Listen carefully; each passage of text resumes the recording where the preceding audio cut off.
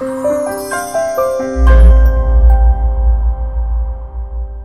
कतिपय साथीभाइहरूलाई चाहिँ आफूभन्दा नजान्नेसँग गुच्चा खेल्ने अनि त्यो गुच्चाले एउटा गुच्चाले अर्को गुच्चालाई हानेर मेरो गुच्चा जहाँसम्म पुगेको छ त्यो ठाउँमा मलाई बोकेर पुर्याइदिनु पर्ने खेल खेलिन्थ्यो कि जान्नेसँग खेल्दा थिएँ त्यसलाई बोक्नु पर्ला भनेर नजान्नेलाई फकाइ खेल्ने अनि बोक्न लाउने त्यो त नि गरियो। आज तिम्रो अगाडि म उसलाई श्रीमती स्वीकार्दैछु भनेर सिन्दुर निकाल लगाइदिएँ अनि लगाएपछि उनले दुईजनामा अब हक गऱ्यौँ होइन। थुप्रै मान्छे थिए हेरेका थिए गाउँमा। अब दिउँसो खाजा त्यति प्रायः घरमा हुँदैन थियो होइन। अनि स्कुल गयो आयो तैपनि अब त्यो मकैको रोटी हुन्थ्यो, एउटा मकैको रोटी बनाएर आमाले राखिदिनु भएको हुन्थ्यो, जे सक्नुभयो त्यही नै गर्नुभयो। अनि त्यो रोटी खानुपर्ने हुन्थ्यो।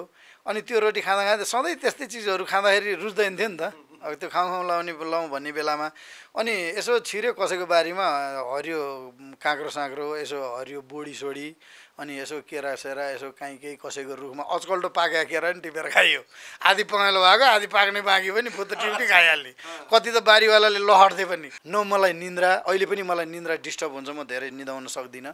अनि मलाई भोक पनि लाग्दैन, मेरो यो एउटा बानी हो बच्चैदेखि। अब हुन त अब एउटा मध्यम स्तर भनौँ कि अब तल्लो स्तरबाट किसानी परिवारबाट आएको, एकदम पुगिसरी परिवारबाट आएको होइन। मेरो विगत दुःखदै थियो। त्यहाँ लगन खेलमा एक ठाउँमा डेरा सरेको ठाउँमा त घरबेटले निकै हेऱ्यो क्या मलाई। अनि म सरिसकेँ, भित्र कोठामा बसिसकेँ, कपडा सपडा ओछ्याइसकेँ, ओछ्यान लगाइसकेँ भैँमा होइन।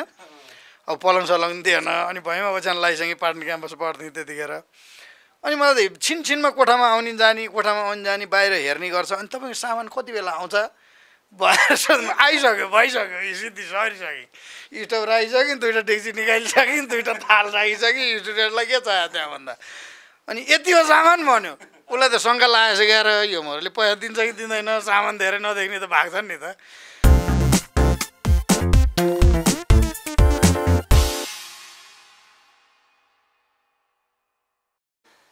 नेपालyoutube.com को फनटकमा तपाईँलाई हार्दिक स्वागत छ। म अर्जुन राज। फनटकमा आज हामीसँग एकजना यस्ता हास्य कलाकार हुनुहुन्छ जसले लामो समयदेखि निरन्तर कलाकारिताको क्षेत्रमा प्रत्यक्ष परोक्ष रूपमा जोडिएर 5 दर्जनभन्दा बढी चलचित्रमा अभिनय सँगसँगै स्वदेश तथा विदेशमा थुप्रै राष्ट्रिय अन्तर्राष्ट्रिय सोहरू देखाइसक्नुभएका कलाकार, तपाईँ हाम्रा प्रिय हास्य कलाकार जो हुनुहुन्छ शिवहरि पौडेल। स्वागत छ दाजु। बस थ्याङ्क यू, नमस्ते। छक्का पन्जामा प्रड्युसर हुन नपाएको पिर कतिको छ? प्रड्युसर हुनलाई छलफल त भएको थियो, पिर छैन। सबै साथीभाइहरू हुनुहुन्थ्यो त्यतिखेर। अब हाम्रो दिपाश्री बहिनीसँग कुरा पनि भएको हो, एकपल्ट पैसा हाल्ने कि भन्ने कुरा नि भएको थियो। अनि मैले भने होइन पछि छलफल गरौँला भने, त्यो कुरा ती नै सेल आयो। होइन सिधा जवाफ दिनु न दाजु। 5 लाख हाल्नेले 25 लाख उठाएर नि? होइन 5 लाख हाल्नेले 25 लाख उठायो भन्दाखेरि ओहो 5 लाखको 25 लाख आउने रहेछ, हाले हुन्थ्यो त भइहाल्छ। त्यही त दिपासँग कुरा हुँदाखेरि कमसेकम उसले भने कि हुन् होइन, हाल्ने कि दाइ भनेर भने कि हुन्। 5 लाख होइन मलाई 8 लाख जति हाल्ने कि दाइ भनेर भनेको थिइन्। मैले भने अब पछि सल्लाह गरौँला भनेको थिएँ, त्यो कुरा त्यत्तिकै टुङ्गियो। अब अहिले आएर पैसा बाँडेर देखेर चाहिँ हाले हुन्थ्यो कि जत्ला। भनेपछि 40 जति आउने रहेछ है? 40 30-35 जति आउँथ्यो कि। अनि अब यतिखेर यो कार्यक्रम रेकर्ड हुँदाका दिनसम्मका कुरा गर्दैछु है म। छक्का पन्जाको सिक्वेल 2 पनि निर्देशक निर्माताले घोषणा गरिसक्नु भएको छ। अब यसपालि त सुरुमै तम तयारी हुनुहुन्छ होला नि? तै पनि भन्न सकिन्न। अब हेरौँ, छलफल गरौँ। फेरि कस्तो पनि भइदियो भने अब पैसा मात्रै हालेर उ गरेर अब सबैजना मिलेर पैसा हालौँ, अलिकति पैसा पुग्दैन भन्ने कुरा आफ्नो ठाउँमा हुन्छ। आम्दानी हुन्छ कि भनेर आफैले गएर हाल्नु खोज्नु अर्को तरिका हुन्छ। किनकि 7-8 जना प्रड्युसर भएको ठाउँमा प्रड्युसरको बिचमा त्यो नामै हराउने, जम्मैजना टुक्रा टाक्री धेरैजनाले मिलेर बनाएको भन्ने भएपछि अलिकति अप्ठ्यारो नि हुन्छ कि भन्ने पनि भएको थियो मलाई। पैसा मात्रै आएर होइन, एउटा प्रड्युसर पनि अब त्यो जम्मै 5-5 लाख 2-2 लाख 3-3 लाख त गरेर बनाउनु पनि त्यति लागेको थिएन कि मलाई। त्यो ग्रुपमै त्यो भिडमै हराउने के प्रड्युसर। अनि त्यो पनि गरेको थियो। हुन त आफ्नो युनिट हो, हरेक चिज मिलेर गर्नुपर्ने हुन्छ। आज मिलेर नै यति सफलता पाइयो, त्यो किसिमको लागेको थियो। अनि मेन कुरा त अब तपाईँलाई गाँठी कुरा सिधै भन्दाखेरि त्यतिखेर मसँग तत्कालै पैसा पनि थिएन। मैले एक ठाउँमा लगानी गरेको थिएँ। अनि हुन त त्यति पैसा हाल्न त सकिन्थ्यो होइन, ल्याएर तै पनि हालिएन। अब दुर्भाग्य। दुर्भाग्य है। अब अहिलेको तयारी के छ नि?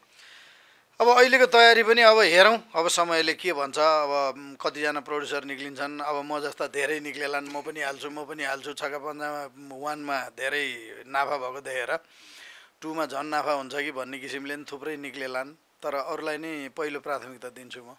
कि 1 नम्बरमै राख्ने शर्तले सुरुमै? होइन, छैन। किनकि छक्का पन्जामा नाफा देखेर यसमा हाल्न आयो भन्ने पनि पर्न सक्छ नि फेरि।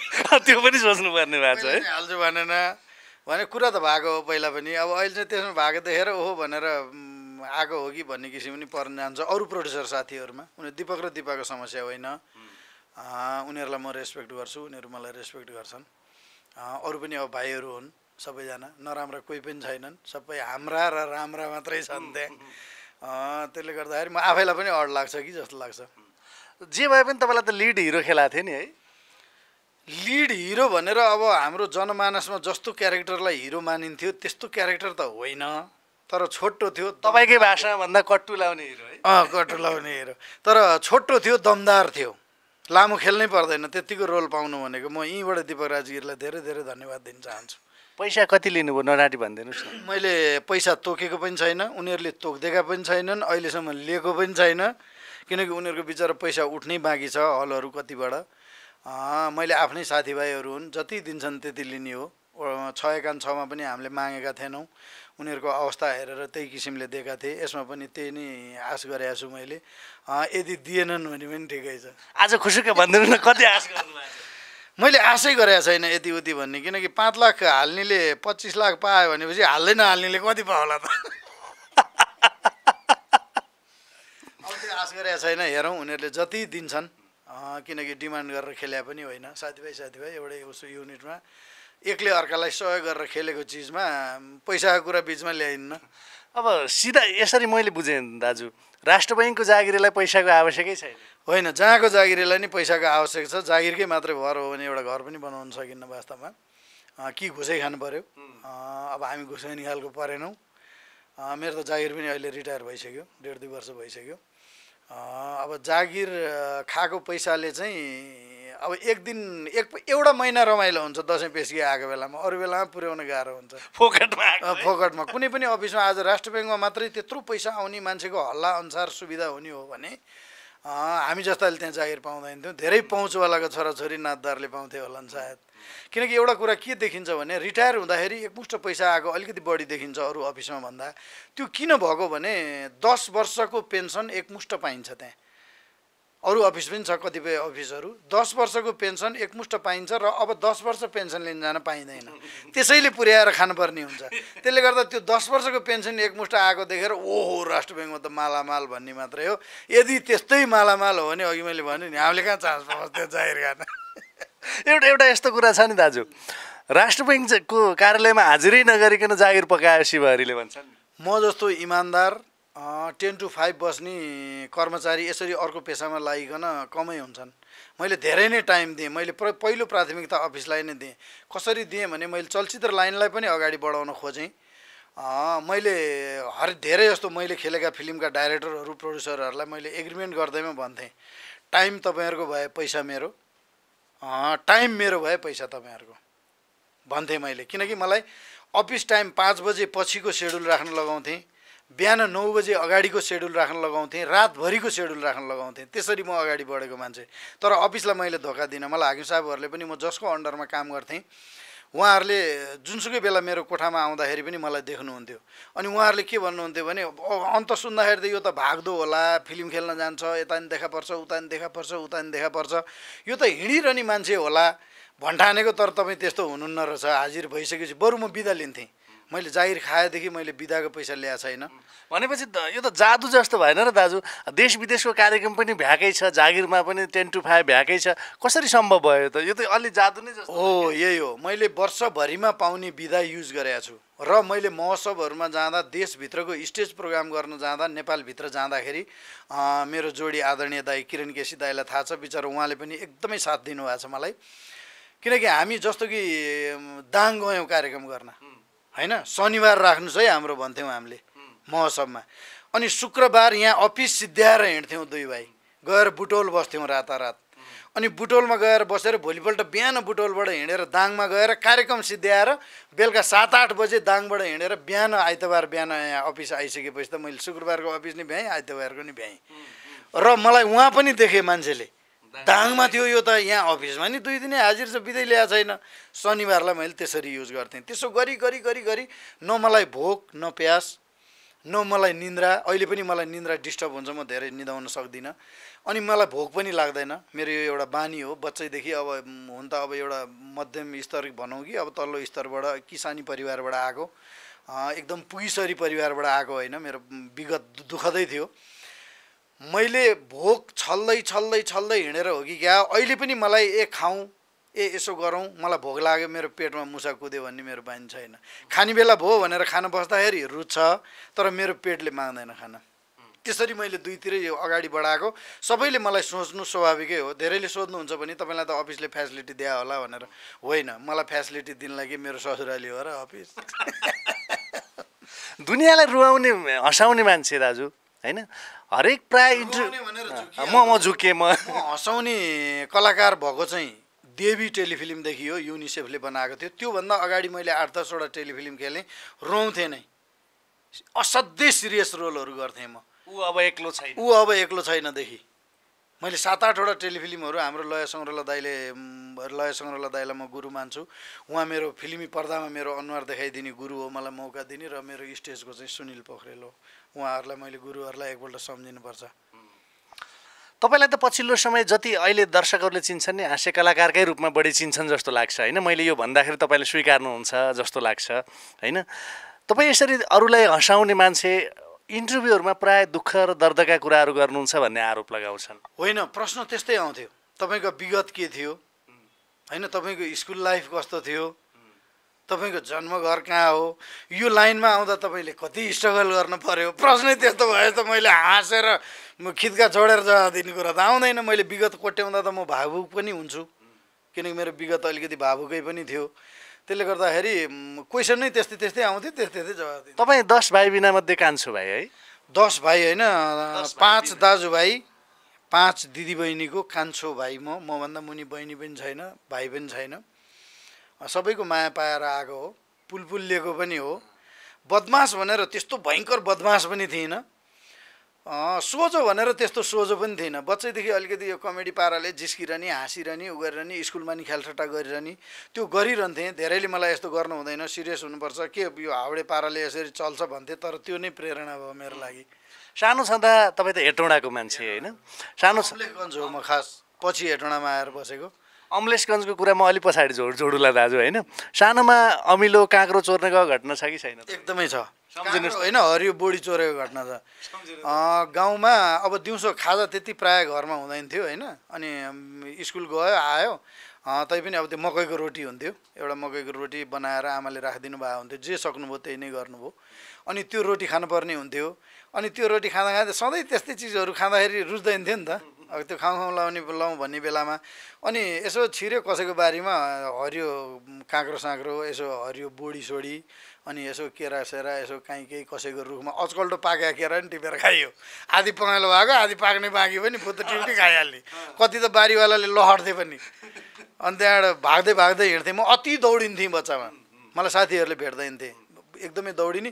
ठिङ्गो सिधा रुख छ भने पनि झन्डै 15 फिट जति म दौडेर गएर त्यो रुखमा हातले नटेकिकन त्यो स्पिडमा म फुटफुट पाइला टेकेर त्यहाँ माथिबाट हम्फाल्थेँ पनि। त्यो किसिमको पनि बदमास थिएँ। तर त्यस्तो धेरै खाइयो, बारीतिर यसो चोरेर पाकेको फल खानुपर्छ भन्ने हुन्थ्यो। खानालाई फले आउँथ्यो। काँक्रा केही चोर्नु हुँदैन थियो, अर्काले मेहनत गरेर लगाएको। तर त्यतिखेर उरन ठेउलै बुद्धि हुन्थ्यो नि त। यसो टिपे खाइदियो, एकछिन गाली गरे पनि पेट त भरियो नि।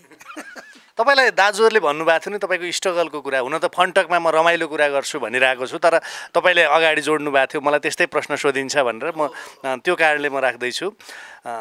बिहे नगर भन्नुभएको थियो नि दाजुहरूले तपाईँलाई एकपटक होइन? त्यो सम्झिँदा रिस उठाएको थियो तपाईँलाई? होइन, मलाई दाजुहरूले के भन्नुभएको थियो भने हामीहरूले बिहा गरिहाल्यौँ, भाइ भतिजाहरू छँदैछन्, तँ एउटा के बिहा गर्छस् त, चुप लागेर बस्न, अब जहाँ पनि तँ बिगिहाल्छस्। उसकहाँ गयो नि ऊ दाइले नि माया गर्छ, ऊ दिदीले नि माया गर्छ, उता नि हुन्छ नि बिहा नगरी बस पनि भन्नुभएको थियो। बिहा नगरी बसे पनि हो। अनि त्यो बस्दा पछि अब समय र परिस्थितिले त्यस्तै बाँधेर ल्यायो। गरियो। अघि तपाईँले अमलेशगञ्जको कुरा निकालिहाल्नु भएको थियो होइन? तपाईँको जागिरे जीवन पनि अमलेशगञ्जबाट सुरु भएको होइन? आयल निगमको जागिरे। आयल निगममा जागिर खान त मान्छेले लाखौँ खर्च गरेर जान्छन् है? तपाईँले कति लुट्नुभयो 1.5 वर्षको कार्यकाल? यस्तो थियो, 1.5 वर्ष मैले आयल निगममा काम गरेँ अमलेशगञ्जमा। त्यो चाहिँ कसरी जागिर पाएँ भने त्यहाँ एकजना किरण कुमार गेवाली भन्ने म्यानेजर हुनुहुन्थ्यो।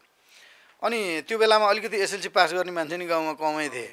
अनि त्यो जङ्गल जस्तो 4 कोसे झाडीको छेउमा गएर काम गर्ने मान्छे पनि बाहिरबाट आउँदैन थिए। तीको स्थानीयलाई राख्नु नै उहाँहरूलाई कल्याण हुन्थ्यो। अनि त्यहाँ कता कताबाट उहाँले थाहा पाउनु भएछ त्यो गाउँमा फेरि मेरो दाइ नै हो पहिलो पटक एसएलसी पास गर्ने। विजय पौडेल भनेपछि अलिकति सबैले तारिफ गर्थे। अनि उहाँको भाइ छ अरे, भर्खर एसएलसी दिएर बस्या छ अरे भन्ने भएपछि उहाँ मर्निङ वाकमा हाम्रो घर हुँदै आउनुहुन्थ्यो। अनि हाम्रो घरमा छिर्नुभयो एक दिन। मेरो आमाले अब गाईको दुध दोहेर ल्याएर साँझ पखको बेला थियो, उहाँलाई दुध खुवाउनु भयो, सबै उ गर्नु भएको थियो। अनि अचानक उहाँले के जागिर पायो भने म पनि अगाडि थिएँ। अनि उहाँले के कति पढाएको छौ भन्नुभयो। मैले पनि भर्खर टेस्ट दिएर बसेँ भने।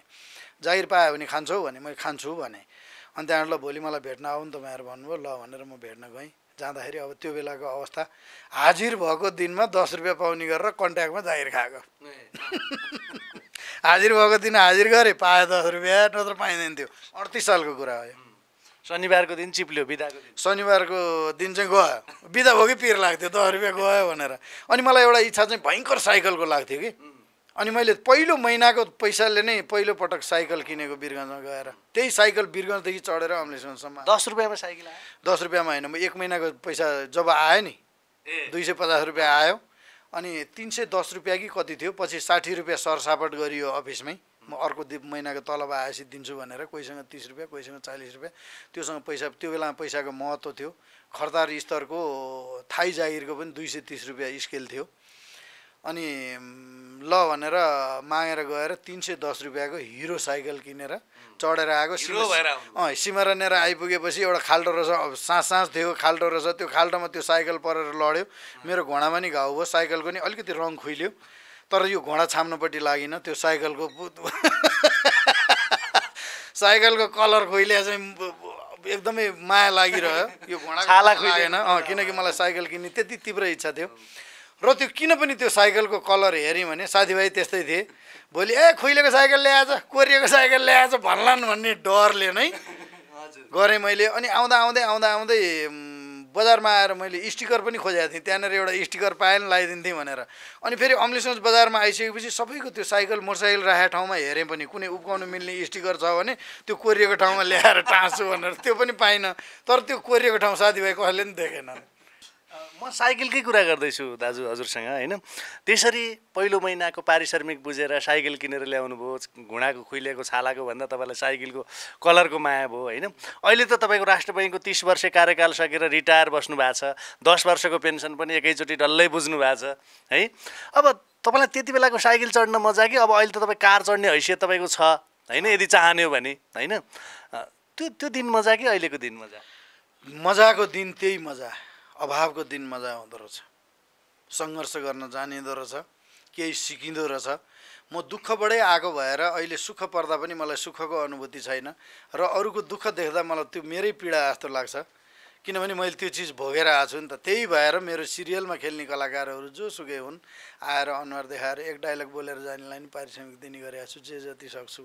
किनकि मैले मेरो स्ट्रगल पिरियडमा 7-8 वर्षसम्म मैले टेलिफिल्महरूमा खेलेको, यताउता त्यसको पैसा पाउँदैन थिएँ, नाटकहरूमा खेलेको। त्यसले गर्दाखेरि अनि मैले चाहिँ अहिले दिने गरेको छु। मलाई दुःख थाहा छ। त्यो स्ट्रगल पिरियड नै राम्रो। कुनै चिजको अभाव हुनुपर्दो रहेछ जिन्दगीमा मजा आउनलाई कि। अब अहिले चाहिँ अलिकति 2-4 पैसा कमाइएको छ, यसो देखेको चिज यसो एउटा टी सर्ट किनौँ नि त भने सकिएको छ।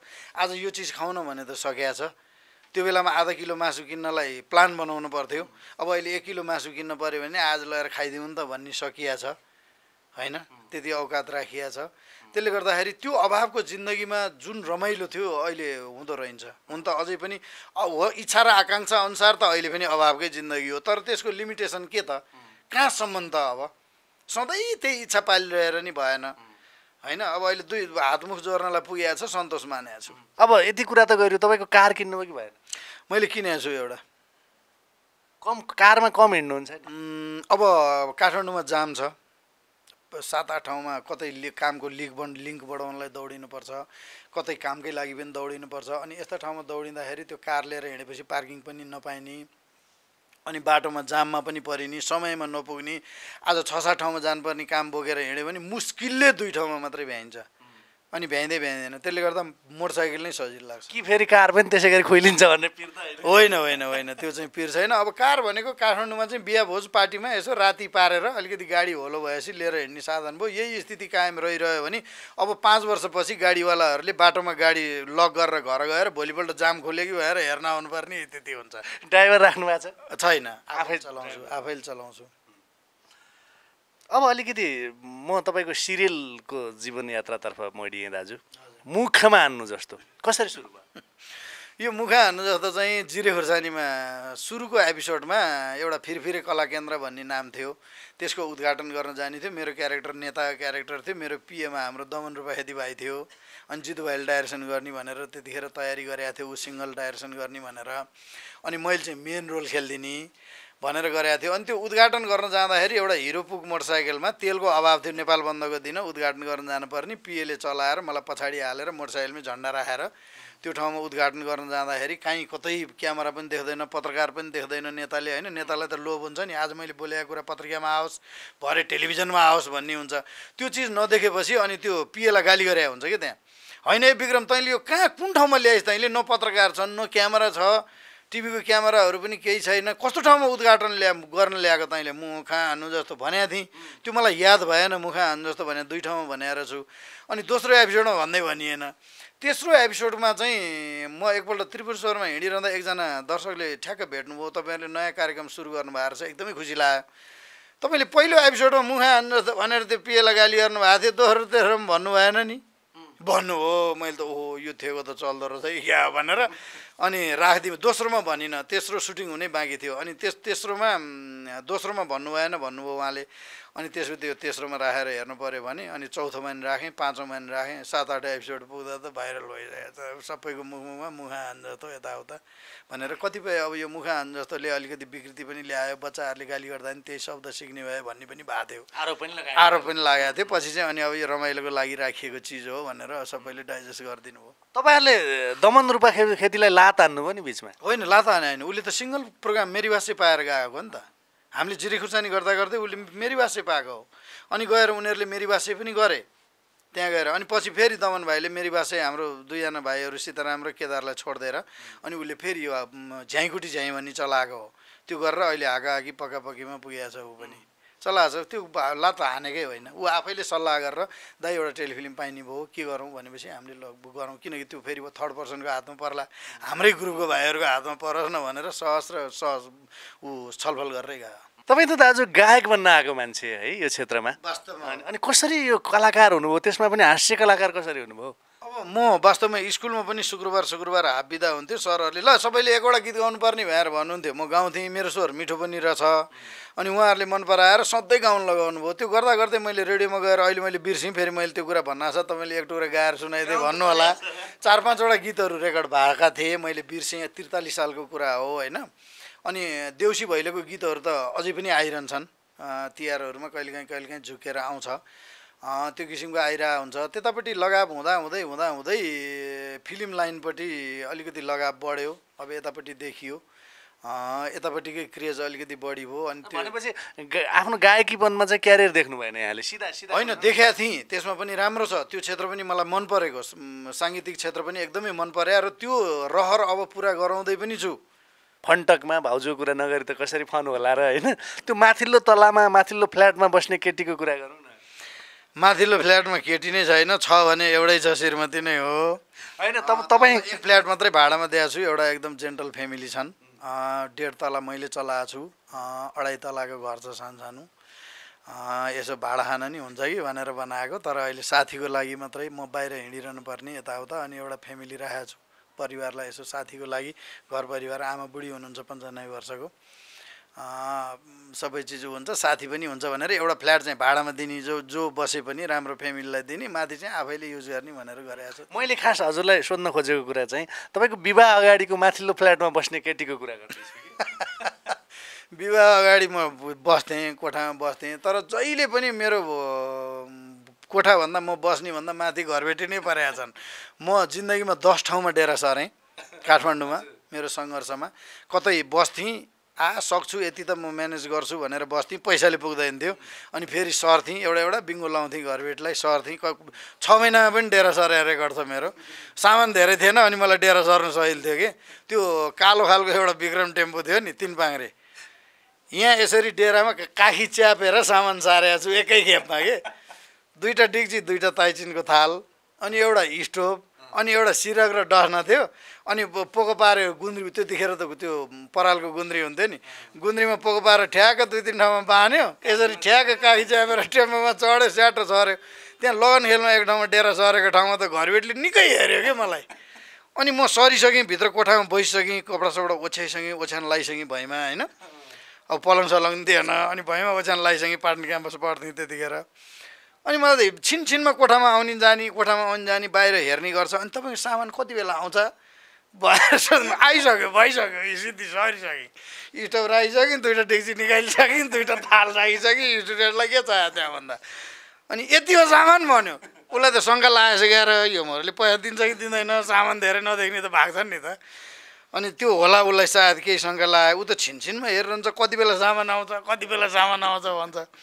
अनि मैले पनि होइन साहुजी, मेरो सामानै यति हो, म स्टुडेन्टलाई केलाई बढी चाहियो सामान, मेरो सामानै यति हो भने यति हो सामान भनेर। अनि भैँमा सुत्ने पलङ पनि छैन भनेर। छैन भने पछि त्यो एउटा परालको चारपाटे भन्ने हुन्थ्यो नि, यति बाक्लो चारपाई भन्ने हुन्थ्यो, भित्र पराल भएको, बाहिरबाट बोराले मोडेको, त्यो ल्याएर दिए भित्र त राम्रो हुन्थ्यो। त्यो पनि यता फर्किँदा नि खसेक खसेक बिउजिन्थ्यो, उता फर्किँदा नि खसेक खसेक पराल खसेक खसेकले बिउजिरहन्थ्यो राति। कहीँ कतै भाडाको कुरो नमिलेर, भाडा नभएर कहीँ भागेको अथवा ठासठुस परेको घटना छ? त्यस्तो चाहिँ छैन। मैले अहिलेसम्म जानेर बुझेर सकभर अरूलाई चोट पुर्याउने काम गरिनँ। किनकि छैन भने छैन नै भन्थेँ पहिले नै, मलाई सस्तोमा दिनुहोस्, बरु म यतिसम्म मात्रै तिर्न सक्छु भनेर आफ्नो औकात अनुसारकै कोठा खोज्थेँ। कहिले त्यो देखाउने हिसाब आएन। मलाई खाना र लाउन सौखिन छैन। मलाई अझै पनि साथीभाइहरूले गाली गर्छन्, घरमा गाली गर्छन्। जहाँ जे लुगा झुन्ड्याएछ फ्याटो लाएर हिँडिदिइहाल्ने, कुनै सिँगारेर हिँडेर नि मन नलाग्ने। अनि खाना पनि सौखिन छैन। जे भयो नि हुने, पाक्लो पुग्लो खाने, सिधै 5 मिनट खाएर सिध्यायो, जे भयो नि हुने, त्यस्तो किसिमको सौखी नै भइएन। अनि त्यसले गर्दाखेरि पनि निन्द्रा छ नि दाजु, निन्द्रा चाहिँ त्यो खटियामा सुत्दाखेरि, खाटमा सुत्दाखेरिको निन्द्रा मिठो कि अहिलेको आरामदायी गद्दा भएको? त्यो बेलाको निन्द्रा मिठो। त्यो बेलामा मोबाइल पनि थिएन, मोबाइलको चार्ज गरौँ टेन्सन थिएन होइन। मोटरसाइकलमा पेट्रोल सिद्धियो टेन्सन थिएन, गाडीमा पेट्रोल सिद्धियो टेन्सन थिएन, यता घरमा बाथरुममा सामान बिग्रियो टेन्सन थिएन, यता बत्तीको पैसा तिर्ने टेन्सन थिएन। कहीँ केही बिना टेन्सनको निन्द्रा, बहुत मिठो निन्द्रा थियो त्यतिखेर। फोन गर्नु पऱ्यो, पसलमा गयो, 5 रुपियाँ दियो, एक कल फोन हानिदियो, ल फलान ठाउँमा यसरी घरमा मलाई यस्तो यस्तो छ अरे भनिदिनु है, भन्ने भरमा सिद्धि। कोहीसँग कन्ट्याक्ट पनि हुँदैन थियो, भेट्नै जानु पर्थ्यो, रमाइलो पनि हुन्थ्यो। अब अहिले फोनमा साथीभाइसँग कुरा गरेर 2 महिना 3 महिनामा भेट हुने साथीभाइ पनि छन्, किनकि फोनबाटै काम सिद्धिसकेको हुन्छ, फेस टु फेस भेट पनि छैन। अनि सङ्गत पनि धेरैको घट्दै गइरहेछ अहिले यो फोनले गर्दाखेरि कि, किनकि प्रत्यक्ष भेटघाटमा जति माया फोनबाट त हुँदैन नि त। काम चलाउ माया हो त्यो, काम चलाउ भेटघाट हो त्यो फोनको भनेको। अनि त्यो अवसर पनि गुम्यो अब। त्यसले गर्दाखेरि त्यो बेलामा टेन्सनै केही हुँदैन थियो, खालि एउटा काममा जाने, आउने, क्याम्पस जाने, बिहान सिद्धियो, रमाइलो आऊ, टन्न खायो, सिद्धियो, जिन्दगी यही रहेछ भने जस्तो हुन्थ्यो। तर अहिले चाहिँ धेरै टेन्सन, अब लोभ पलाउँदै गयो, कामहरू पनि लोभ लाग्दै गयो। गर्दिनँ, आराम गर्छु भन्दै पनि आएको काम किन छोड्नु भनियो, त्यो भन्दै गयो। अब कहिले गाडीको किस्ता तिर्नुपर्ने हुन्छ, अलिअलि घर राखेर लोन पनि लिएर केही काम गरे हुन्छ, त्यो पनि तिर्नुपर्ने हुन्छ। त्यसले गर्दाखेरि अलिकति गाह्रै हुन्छ। तपाईँलाई पालुङ्गोको सागको झोल मिठो कि अहिलेको रेस्टुरेन्टको थकाली खाना मिठो? मैले काठमाडौँमा आउँदा सिधै भन्ने हो भने 3 दिनसम्म पालुङ चम्सुरलाई राम्रोसँग केलाएर त्यसमा नुन हालेर, नुन र खुर्सानी हालेर उमालेर त्यो पनि खाएर सुतेको छु। तर त्यसले बहुत इनर्जी दिँदो रहेछ सागले। मैले 3 दिनसम्म पैसा सिद्धिएर नपुगेर, किनकि पैसा धेरै कम थियो, तलब आउँथ्यो, 12-15 दिनमा सिद्धिहाल्थ्यो। अनि सिद्धेपछि अब के गर्ने, सरसापट माग्नु पर्ने हुन्थ्यो। सरसापट पनि कतिजनासँग माग्ने, धेरै समयसम्म दुःख भएको थियो। अनि त्यो पालुङ चम्सुरको साग पनि मैले झन्नै 3 दिनसम्म त्यसैसँग खाएँ। दिउँसो कहिलेकाहीँ साथीहरूले खाजा खुवाउँथ्यो अफिसमा, त्यो नै मेरो लागि ठुलो कुरो हुन्थ्यो। तर बिहान बेलुका चाहिँ म त्यो चम्सुर पालुङको सागको झोल खाँदाखेरि मलाई इनर्जी प्राप्त हुन्थ्यो, खाना खाए जत्तिकै पनि हुन्थ्यो। जस्तो मैले अघि पनि दोहोऱ्याएर सोधेको थिएँ दाजुलाई, तर मैले त्यो एन्सर पाइनँ। त्यो हुनाले तेस्रो पटक यो प्रश्न राख्दैछु। भाउजूसँग भेट हुँदाखेरि त्यो माथि एउटा उसमा बस्ने केटीलाई होइन जिस्काउँदाखेरि अथवा भेट हुँदा पहिलोपटक बोलेको वाक्य, पहिलोपटक कुरा भएको संवाद होला नि, याद छ? होइन त्यस्तो त केही पनि थिएन। वास्तवमा हामी अहिले भनौँ भने मेरो लभ म्यारिज हो होइन। हामी एउटै लेभलमा बस्थ्यौँ हामी।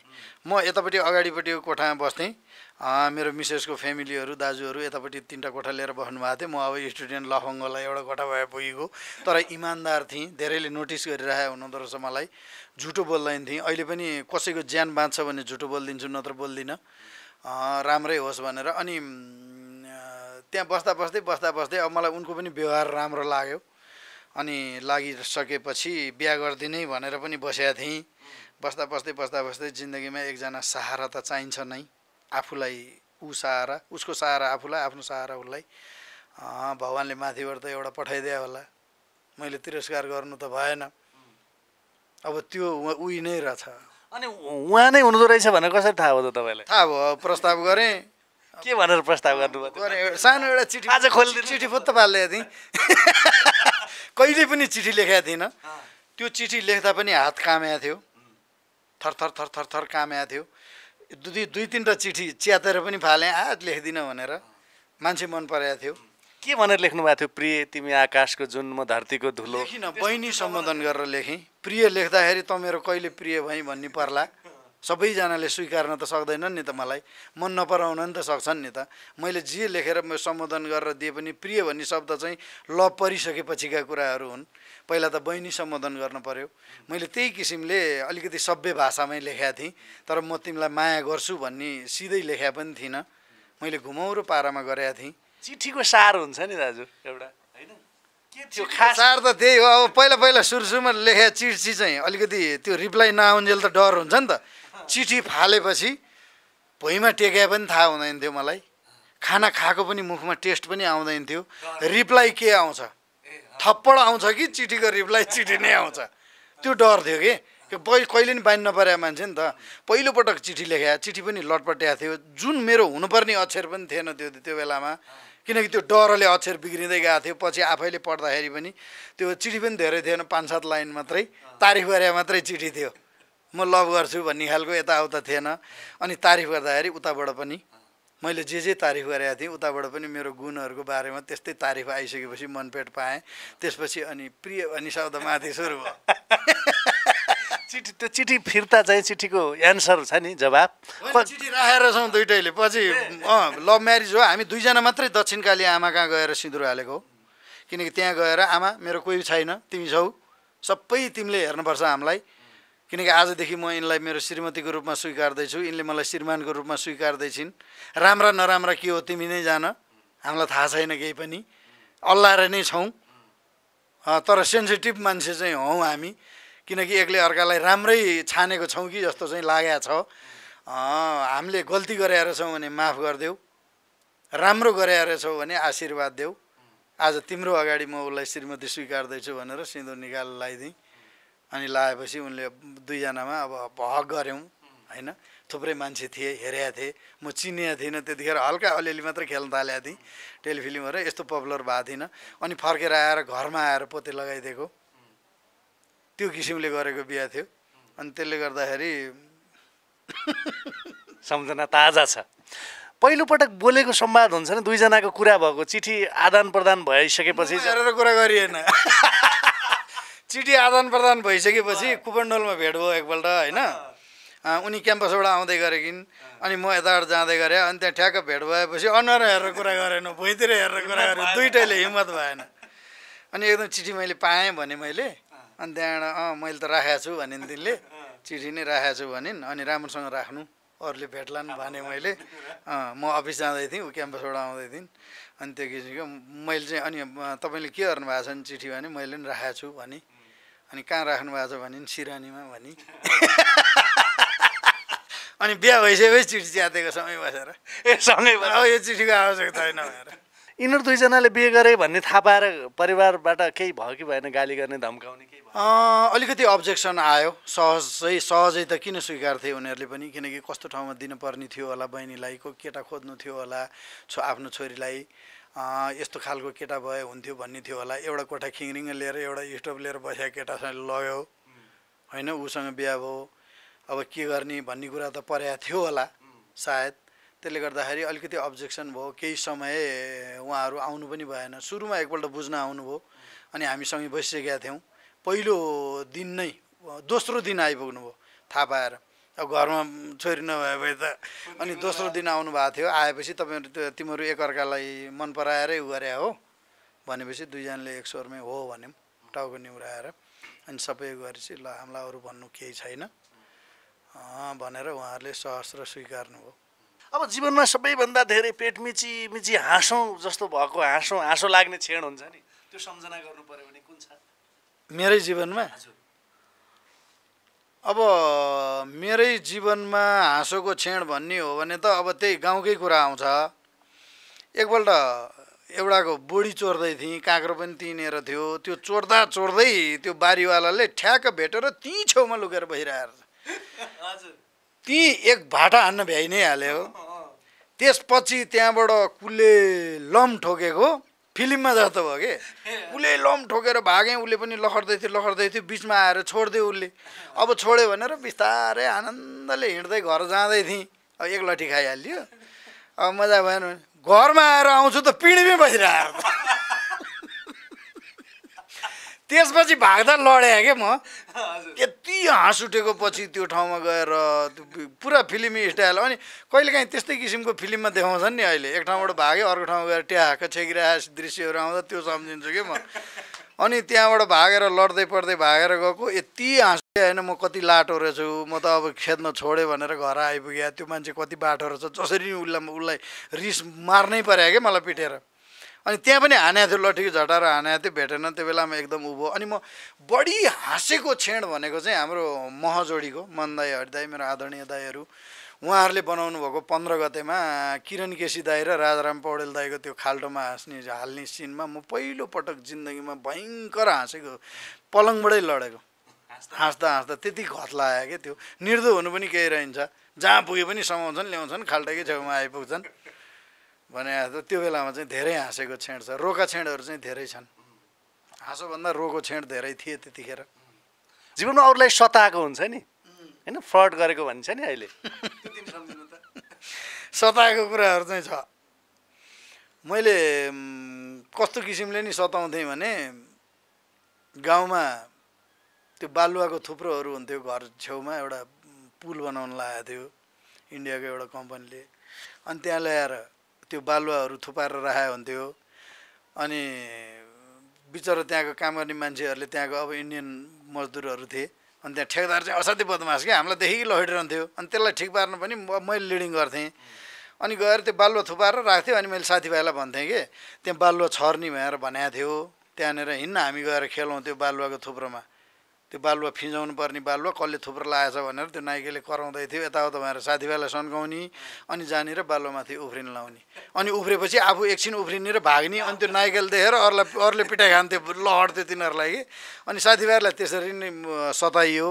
अनि कतिपय साथीभाइहरूलाई चाहिँ आफूभन्दा नजान्नेसँग गुच्चा खेल्ने। अनि त्यो एउटा गुच्चाले अर्को गुच्चालाई हानेर मेरो गुच्चा जहाँसम्म पुगेको छ त्यो ठाउँमा मलाई बोकेर पुर्याइदिनु पर्ने खेल खेलिन्थ्यो कि। जान्नेसँग खेल्दा थिएँ त्यसलाई बोक्नु पर्ला भनेर, नजान्नेलाई फकाइ खेल्ने अनि बोक्न लाउने। त्यो त नि गरियो। भनेपछि दाजु अब यो रिटायर लाइफमा तपाईँ हुनुहुन्छ, त्यो कारणले पनि मैले सोध्नै पर्छ जस्तो लाग्यो दाजुलाई होइन। धेरै कलाकारहरू अहिले पार्टी छानी हाम फालेका छन्। अब यो रिटायर लाइफ राजनीति गर्ने सुरसार छ कि छैन, जनताले पनि विश्वास गर्छन्। यत्रो दर्शकको मन जितेर एउटा स्थापित कलाकार हुनुभएको छ, अब एउटा गतिलो पार्टीमा हाम फालेर चुनावमा झ्वाम पार्ने होला नि दाजु? होइन, एउटा कुरा हामीले के ख्याल राख्नुपर्छ भने हामी कतै प्रोग्राममा महोत्सव सहोत्सवमा जाँदाखेरि आज फलाना कलाकार आउँछ अरे भनेपछि 40-50 हजार मान्छे टिकट काटेर हेर्न आउँछन् हाम्रो सो। एकजना नेता गाउँमा भाषण गर्न जाँदा बसबाट बोकेर मासु चिउरा खानिदिन्छु भनेर बोलाएर ल्याएर भाषण सुनाउनुपर्छ भने हामी त्यति पपुलर, त्यति उहाँहरूको माया पाउँदै भोलि हामी बसबाट कार्यकर्ता ल्याएर भाषण सुनाउने पेसामा किन जाने? दाजुसँग धेरै रमाइलो भयो होइन? हुन त जति फन हुनुपर्थ्यो त्यति फन भइएन, किनभने दाजुका सङ्घर्षका कुराहरू पनि यहाँनिर आए, धेरै बौद्धिकता कुरा, अहिलेको पुस्ताले पनि धेरै कुराहरू सिक्नु। फनको सर कुरा काटेँ मैले। फनको कुरा गर्दाखेरि के भयो भने नि, म पहिला सिरियस रोल गर्दै गर्दै गर्दै आउँदाखेरि देवी टेलिफिल्ममा मेरो एबनर्मल क्यारेक्टर थियो, पुणेको भूमिका। त्यो पनि सिरियसै भूमिका थियो, तर दर्शकहरूले मलाई बाटोमा हेर्दाखेरि देख्यो कि हाँस्ने गरिदिनु हो। त्यहाँबाट हास्य कलाकारमा इस्ट्याब्लिस भयो नि त। म हास्यमा जान्छु भनेर गएको होइन नि त। त्यो क्यारेक्टरबाट म सबैजना हाँस्नुभएको देखेपछि अनि मलाई डिमान्ड पनि त्यही क्यारेक्टरमै आउनु थाल्यो, लठेब्रो त्यो एबनर्मल क्यारेक्टरमा। अनि त्यो गर्दा गर्दै गर्दा गर्दै अनि पछि हास्य कलाकार भन्दा अब म यसमा पो इस्ट्याब्लिस हुन थालेछु भनेर मैले पनि कोसिस गर्दै गएँ। पुणेको रोल त यतिखेर दर्शकलाई देखाउनु पऱ्यो नि त्यसो। ए देवी होइन, कहाँ हिँडिरहेको भने मैले बिहानभरि खोजिरहेको छु, कहाँ कहाँ हिँड्छे। मुखिया बाले पनि खोजिरहनु भएको छ। श्रीराम बाजेले त मलाई कुटे नि बिहान, तैँले गाली गरिदे है। धन्यवाद दाजु। अब यो तपाईँलाई धेरै पटक चलचित्र मार्फत, टेलिश्रृङ्खला मार्फत मुखमा हान्नु जस्तो हेऱ्यो। आज तपाईँसँग प्रत्यक्ष बसेर दर्शकलाई सुनाउन देखाउन मन छ कि यो मुखमा हान्नु जस्तो चाहिँ? थेगो मात्रै बोल्छु है त, पाखो मुख हान्नु जस्तो।